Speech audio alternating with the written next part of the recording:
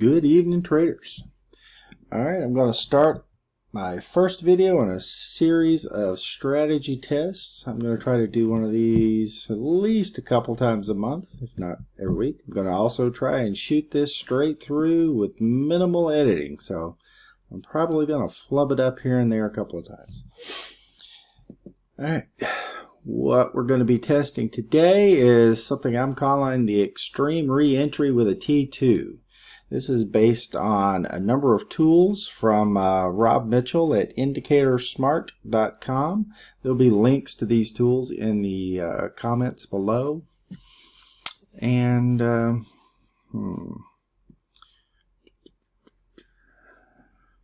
with that, let's go over the rules. Alright, we're going to be using the Smart Momentum Indicator, which I have embedded into one of my own indicators here. It's going to show the patterns so that we can speed through this a little more quickly. But if you have the SMO indicator, you will see that it looks very much like that. I also have the TTO here. We're not going to be using that one, however, so we'll slide this down a little bit. And here we go. Okay, so what we're going to be doing is we are going to be entering into trades when the SMO is above or below the extreme line shown by this yellow line. That is currently being calculated at right around plus and minus 0.1 for a 5-brick Smart Renko chart. We are at the same time are going to be looking for a T2 Divergence pattern.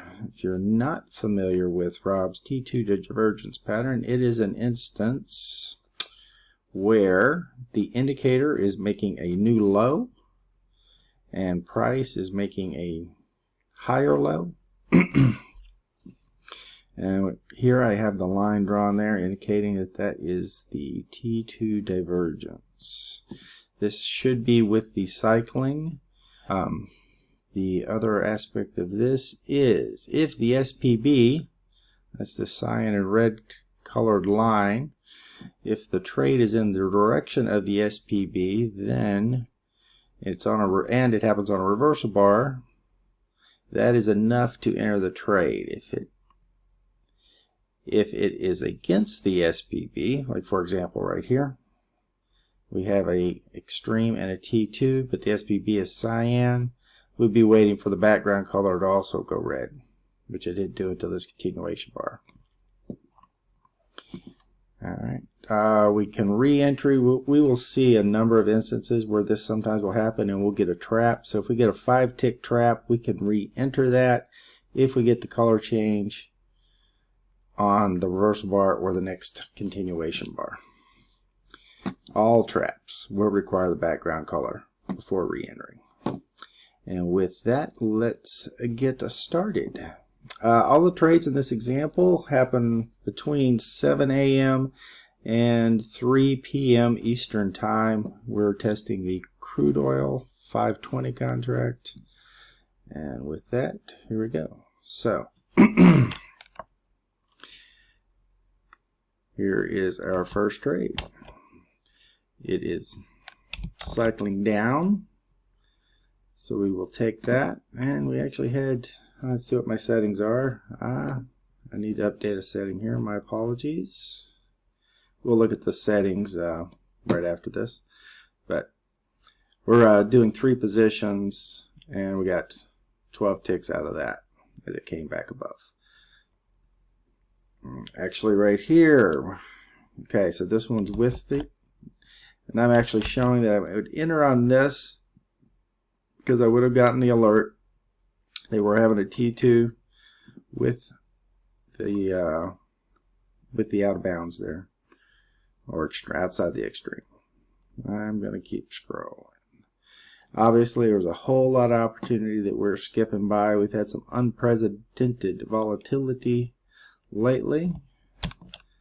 Okay, so this was with, so I didn't even have to wait for the color change there, although we did have to sit through a couple of railroad ties. And there's another, and that's an iffy one. and it did not work. And then we're going the other way.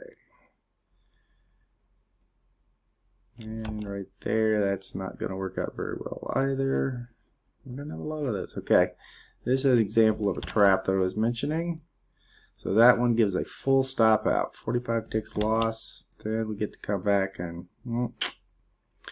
came back and stopped us out at a break even on the third contract. Alright, so this is against, so we got to wait for the continuation bar, which was fine. And this would be iffy. This action, no, okay, I was going to say it looks like it might be some fast price action, but no.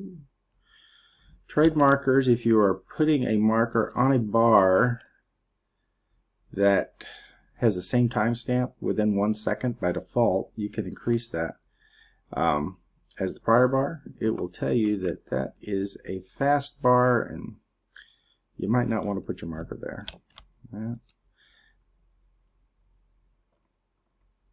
Because it would have been implausible that you actually could have gotten into that trade.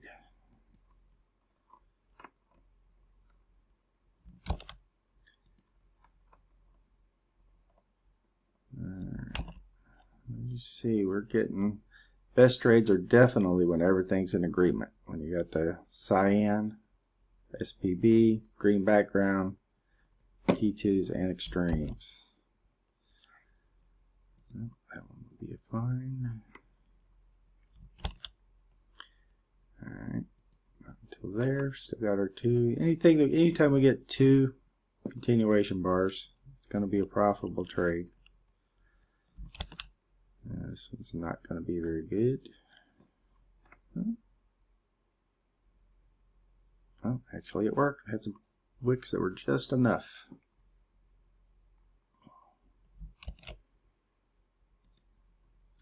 And there again, that was a trap. We did not get that. Maybe, yeah, we managed to get our 12 ticks. Very good. This is cycling lower, so we will take it. And that did not quite make it to the extreme, so we don't take that one there. And we are almost done for today, this day. Okay. Alright, we got some good trades in there. 1430, okay.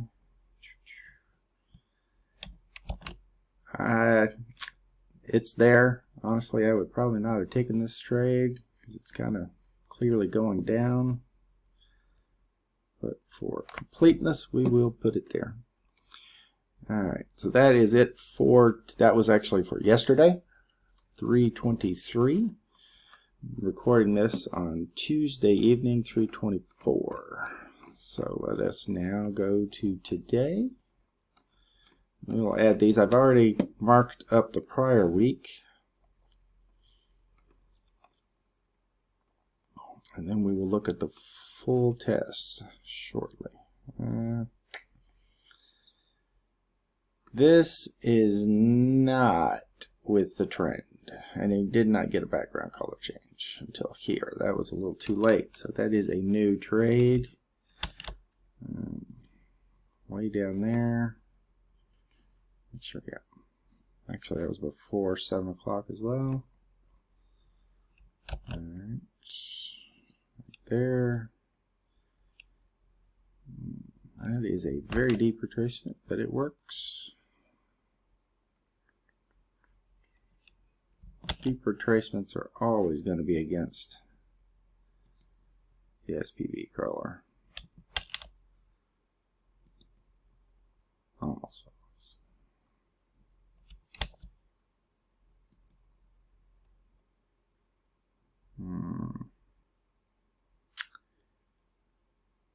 I'm gonna use, it's really pushing it. I don't think that, I would call that with the upward cycling right here. You could almost call it a double bottom. I think we have more downward cycling there. Same here. And that one would be up, yes. Down, down, down. Yeah.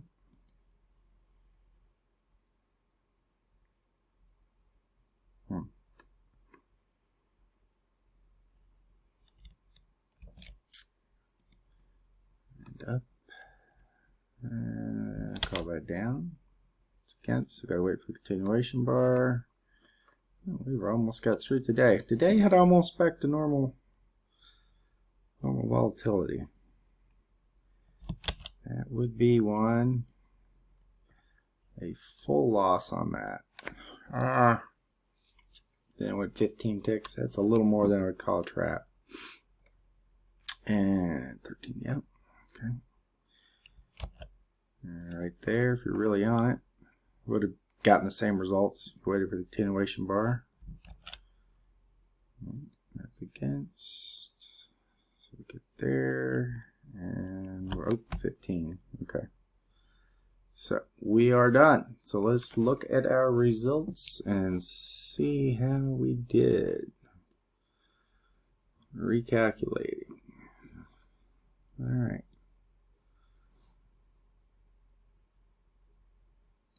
Well, last week turned out much better. I can tell just by how much by the little bit that we increased this. All right, to get 4 ticks was our first target. Very small, I know. 8 ticks for the next, and then I was going for 20. Actually, I thought I had that at 40. We'll play with those. But at that. And we're also moving a stop to break even at 8 ticks. So that's why we have a whole lot of 12 tick winners there, because we moved the stop on that third leg to 0. And at this, 92% of the time we got our first target, 81% for the second, and then 36% going for that larger target.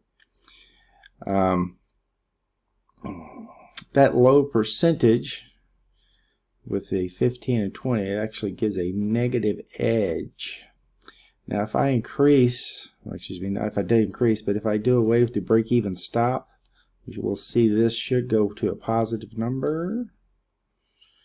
Recalculate. Yes, now we have a 12% edge, and our net profit did not change very much at all, because we still get most of our winners. But yeah, so that's something to know. When you do the break-even stop, it is going to mess with that edge number a little bit, because you're, well, if I set it to 0, because 0 is going to register as a losing trade. So it's going to show 36% for the wins. You can see our profit is basically the same as if we left that at the 15 tick stop. Now if I increase this to 1, then it's going to force this win percentage to be 81, and it's going to give a very large number for the edge at that point. Yeah, 38%, and it actually, you know, pulled down our profit just a little bit. All right, but 131 trades, 3 contracts each, so broker's pretty happy. And actually anybody should be pretty happy. 7 days of trading, 14,000 net profit, so a little over $2,000 a day. So let's see how we actually did on the days. I don't think this week it did nearly as well as last. And that is absolutely right. Last week we had some outstanding days. 86% wins on last Monday, 88 on Wednesday, 96 on Thursday, 77 on Friday, and win percentage are still good, but we had a few large losers in here, which kept our net profit kind of low for these last 2 days, given the number of trades that we've taken. Now that being said, me personally, I am never going to take, well, should never say never. Now that I'm stuck here at home all day, 131 trades in, well, a little over a week. I guess that's not really that bad. All right. What I typically try to do is I have a target that I am trying to get every day. So what I want to do now is see how many of these days, how quickly could I have made, let's say, 50 ticks. So I'm filtering by days. So I'm looking at the last Monday. So if I started out on Monday, I needed to make $500 for the day. I would have done 3 trades, made 130, 320, 320, and I was done just after the open. That's not too bad. If I was going for 1,000, it would have taken 2 additional trades.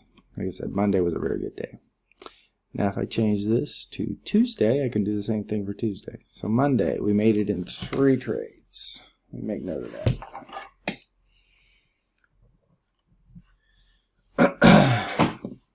Tuesday, if you recall from the periods, was a little rougher of a day. So we're going to have to work a little harder here. We had a full loser there. So it would have taken us until 10:20 and 6, 7. We would have made it on our 7th trade on Tuesday. All right, now let's look at Wednesday. Wednesday, look at that. Been 2 trades and done. Then on Thursday, I would have been done on the 3rd trade. Then on Friday, the 20th, looks like we had to work hard again. Got off to a rough start on Friday. Started out with a loser. Winner, loser, winner. Fortunately, we had some decent winners in there. And although that's over a very short period of time. And we had some very fast action. Look at the duration of some of these trades. Less than 2 minutes. And then stopped out. But 5 minutes for 320, 2.7 minutes. Yeah. Okay, finally we made our $500 just before 11 o'clock. That's quite a few. 1, 2, 3, 4. Let's see here. That's 104.85. So that was 19 trades. That was a busy day. And then things turned around. Very quickly would have made the 1,000 if that's what you're going for. Alright, let's see how we did this week. Let's read the trades that we just did mark up. Okay. Even though they were not spectacular days, we were off to a good start. So 3 trades would have been done for the day. On Monday, if we're going for the 1,000, would have had it in 4. And it got a little rough after that. Okay, and then on today, how did that go? Yeah, today we had to work almost all day. Look at that. That didn't have quite the same volatility. And that's just working with these stops. We can, of course, could mess with all of that. But made it all the way down here, 158 from 9. So took 9 trades to get there.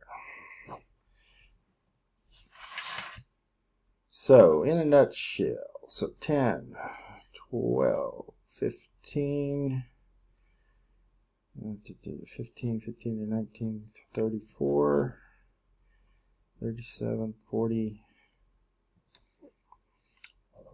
46 trades over 7 days, every day profitable, $500 a day. So we're walking home with $3,500 net profit on 46 trades if we wanted to stop after we reached our 50 ticks.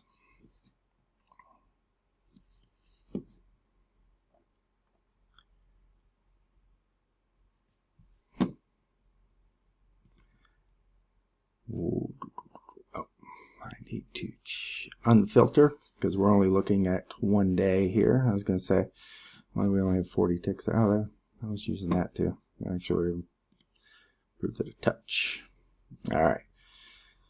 But if you stuck around, traded all day, every day, you still would have walked away with 81% of your trades being profitable. Oop, that's not correct. Refresh that with the 0. Well, still 81%. Excellent. Yeah, because we locked in it after the 8 ticks. So, I'll get better at this mic thing. 5 brick chart. I have not had any luck going smaller than a 15 tick stop on that.